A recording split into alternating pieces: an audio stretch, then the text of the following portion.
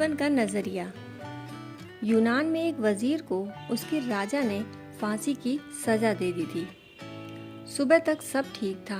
दोपहर में वजीर के घर सिपाही आए और उन्होंने घर को चारों तरफ से घेर लिया और वजीर को खबर दी कि आप कैद कर लिए गए हैं। राजा की आज्ञा है कि आज शाम आपको फांसी दे दी जाए, शाम 6 बजे। वजीर के घर उसके मित्र आए हुए थे। एक बड़े भोज का आयोजन चल रहा था। वजीर का जन्मदिन था। एक बड़े संगीतज्ञ को भी बुलाया गया था। वह अभी अभी अपनी वीणा लेकर हाजिर ही हुआ था। अब उसका संगीत शुरू ही होने को था कि फांसी की खबर सुनकर संगीतज्ञ के हाथ ढीले पड़ गए। वीणा उसने एक ओर टिका दी। मित्र उदास हो गए। पत्नी रोने लगी। लेकिन उस वजीर ने कहा, 6 बजने में अभी बहुत देर है। तब तक तो गीत पूरा भी हो जाएगा, तब तक भोज भी पूरा हो जाएगा। राजा की बड़ी कृपा है कि 6 बजे से पहले फांसी नहीं होगी। अतः वीणा बंद क्यों हो गई? भोज क्यों बंद कर दिया? मित्र उदास क्यों हो गए? 6 बजने में तो अभी बहुत देर है। 6 बजे तक कुछ भी बंद करने की कोई आवश्यकता नहीं। लेकिन मित्र कहने लगे, अब हम भोजन कैसे करें? संगीतज्ञ कहने लगा कि मैं अब वीणा कैसे बजाऊं? परिस्थिति बिल्कुल अनुकूल नहीं रही। वजीर हंसने लगा, जिसको कि फांसी होने को थी। उसने कहा, इससे अनुकूल परिस्थिति और क्या होगी? 6 बजे मैं मर जाऊंगा। क्या यह उचित ना होगा कि उसके पहले मैं संगीत सुनूं? क्या यह उचित ना होगा कि उसके पहले मैं अपने मित्रों से हंस लूं, बोल लूं, मिल लूं?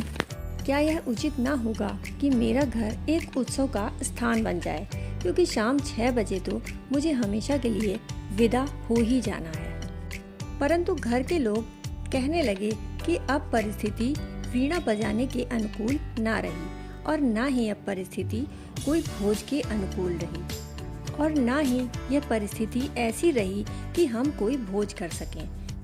लेकिन वजीर कहने लगा कि इससे अनुकूल परिस्थिति और क्या होगी कि जब 6 बजे मुझे हमेशा के लिए विदा हो ही जाना है, तो क्या यह उचित ना होगा कि मैं अपने विदा होते क्षणों में अपने मित्रों के साथ संगीत सुनूं? और क्या यह उचित ना होगा कि मेरा घर एक उत्सव बन जाए और मेरी स्मृति में हमेशा के लिए ये थोड़े से पल टिके रह जाएं, जो मैंने अपने अंतिम क्षण में, विदाई के क्षण में अनुभव किए थे। उस घर में वीणा बजने लगी और भोज चलने लगा। यद्यपि लोग उदास थे, संगीतज्ञ उदास था, परेशान था, लेकिन वजीर खुश था। राजा को खबर मिली। राजा देखने आया कि यह वजीर पागल तो नहीं हो गया। जब वह वहां पहुंचा तो घर में वीणा बज रही थी और मेहमान इकट्ठे थे। जब राजा भीतर गया तो वजीर खुद भी आनंद मग्न बैठा था। राजा ने पूछा, तुम पागल हो गए हो? खबर नहीं मिली कि 6 बजे शाम को तुम्हारी मौत होने वाली है? उसने कहा, खबर मिल गई है, इसीलिए तो आनंद के उत्सव को हमने तीव्र कर दिया है।